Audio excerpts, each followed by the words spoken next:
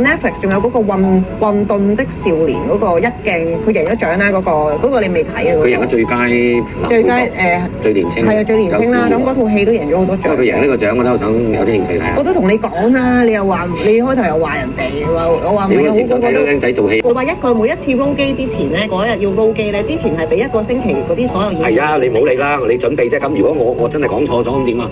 繼續打落去啊嘛。唔係，我覺得係 cut 錯重。咁同拍戲有乜分別啫？都係做到都係 cut 咗嚟過㗎啦。唔係啊，但係你可以剪走佢啊嘛。唔係。到底喺餐廳度啊？嗰日你唔出，佢連揸車嗰啲咧，全部都跟住㗎。即係佢跟住啦，佢喺餐廳出去廁所，咁佢跟佢去廁所屙屎咁樣乜字。咁佢冇影到咁樣廁所，但係佢真係要跟住佢㗎。唔係啊，佢冇一個剪接位俾你睇到咯，總之。咁 camera 跟住係跟住你入廁所咁。唔係啊，即係我意思，咁你跟住你入去完廁所之後，你拎翻。唔係啊，你個一剔過好啦，平時人哋可能拍。有冇人可以解釋俾佢？唔係，所以我要睇咗先咯。我唔明佢嗰一剔過，咁你始終譬如你都要轉鏡嘅，你要轉景㗎嘛。咁我只不過你個一剔過係可能比人哋以前嗰啲鏡頭長。唔係咧，真係一剔過啊！